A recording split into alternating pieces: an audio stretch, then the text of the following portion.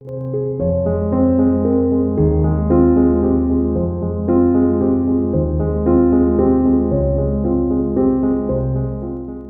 thème d'aujourd'hui.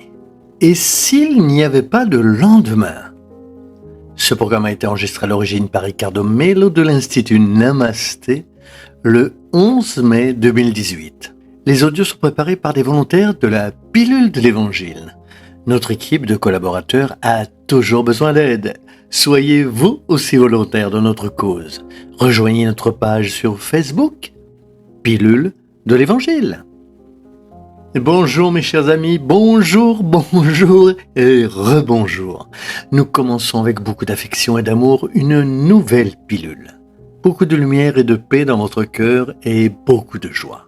Rappelez-vous, peu importe la taille de la difficulté que nous traversons, renforçons notre moi divin et bien entendu la sagesse qui découle de ce puissant contact que nous exerçons et qui rend de façon beaucoup plus claire la manière dont nous devons agir.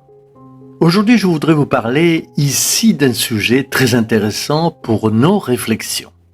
Chaque fois que je rencontre une personne, je veux savoir quel est son profil de vie, comment elle voit la vie, ses valeurs. Je lui pose une question très particulière qui est la suivante. Que feriez-vous s'il n'y avait pas de lendemain ? Les gens disent généralement « Comment ?» La réponse de surprise est toujours la même. « Comment, Ricardo ?» C'est exact. Si vous n'aviez pas de lendemain, si vous découvriez maintenant que vous n'avez plus de lendemain, que vos derniers moments de vie ne sont plus que de quelques heures ou un jour tout au plus, que feriez-vous ? C'est impressionnant. Passé l'effet initial de cette question, quelque peu absurde au départ, les gens commencent généralement à dire « Je dirai au revoir certaines personnes ». En bref, chaque personne donne une réponse pour les quelques heures de vie qu'elle aurait, car il n'y aurait pas de lendemain. En fin de compte, nous disons « Vous utiliseriez probablement le temps pour résoudre les choses les plus essentielles de votre vie ». À ce moment-là, arrive la deuxième question. Combien de temps avez-vous utilisé pour vous occuper de ce qui est essentiel pour vous ? Il n'est pas rare de voir des personnes, les yeux grands ouverts, immobiles, en train de réfléchir. Oui, je n'ai pas vraiment utilisé tout ce temps pour me consacrer à ce que j'aurais dû. Hier, j'ai déjà parlé un peu de mission. Quand nous parlons de but, dans ma compréhension, nous parlons de l'un des points cruciaux pour apprécier notre existence ici sur Terre. La spiritualité supérieure nous dirige toujours dans le sens que nous devons être conscients de ce qui est notre priorité au moment présent. Réfléchissez avec moi. La vie est faite de cycles. Nous vivons un certain cycle dans l'enfance, un autre dans l'adolescence, un autre dans l'âge adulte et enfin un autre dans la phase la plus expérimentée de la vie. Si nous avons des cycles dans ces cycles, par exemple, vous pouvez avoir 3 petits amis différents avant un mariage. Bien qu'il s'agisse d'un cycle affectif de 10 ans, vous avez eu 3 petits cycles de fréquentation et un grand cycle de mariage. Hypothétiquement, au sein des petits cycles, vous avez d'autres cycles, les moments.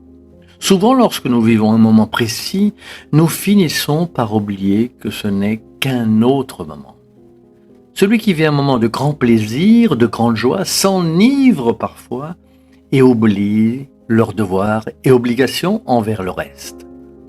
Quand tout va bien, il n'y a pas de problème. Beaucoup de gens oublient Dieu, par exemple. Lorsque les choses commencent à mal tourner, la personne dit « J'ai quitté mon côté spirituel à cause du travail. J'ai laissé tomber mon côté spirituel parce que tout allait bien en amour dans ma vie affective. » Mais la question est, devrez-vous perdre quelque chose pour commencer à prendre soin de ce qui est essentiel?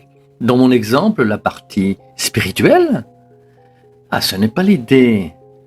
Quand nous pensons à spiritualiser notre conscience, nous pensons à reconnaître à quel point nos vies sont sacrées ici et maintenant. Parfois, nous perdons beaucoup de temps sur des choses qui ne sont pas prioritaires. Beaucoup de gens perdent du temps dans des querelles et dans le chagrin. D'autres perdent leur temps à se battre pour le prestige, pour se développer de plus en plus professionnellement, mais oublient qu'ils ont un enfant à la maison qui attend pour passer 10 minutes avec eux, qu'il s'agisse d'une mère ou d'un père qui se sent abandonné. Du coup, vous ne rendez pas visite au père malade, à quelqu'un de la famille qui est malade, ou vous ne prenez pas soin de votre santé en faisant de l'exercice, parce que vous dites que vous n'avez pas le temps. Mais lorsque vous avez du temps, vous allez dans les endroits où vous vivez des expériences qui ne sont pas prioritaires. Au moment de la question « Que feriez-vous s'il n'y avait pas de lendemain ?», vous ne penseriez jamais à ces lieux, mais à ceux que vous oubliez, à savoir vos parents, vos enfants, vos amis proches. Alors pourquoi attendre qu'une tragédie se produise pour que vous vous concentriez sur ce que vous devriez faire ? Vous voyez l'incohérence ?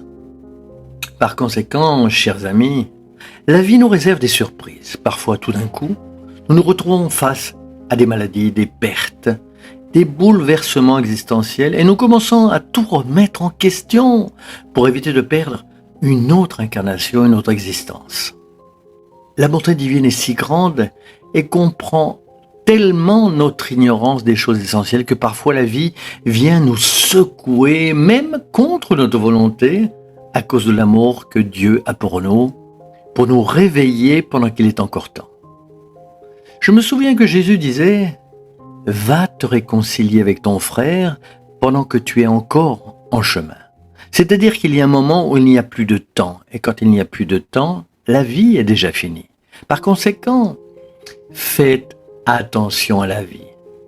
Quelle est votre mission ? Quel est votre but dans la vie ? Ne consacrez pas de temps, d'attention et d'énergie à ce qui n'a pas de sens. Cela a tendance à coûter très cher. C'est pourquoi nous allons faire un merveilleux exposé sur la mission. Quelle est votre mission ? Quel est le but de votre vie ? Définissez le but de votre vie. Il est très intéressant pour vous de réfléchir, pour progresser dans ce domaine. Je veux faire ressortir ça pour tout le monde.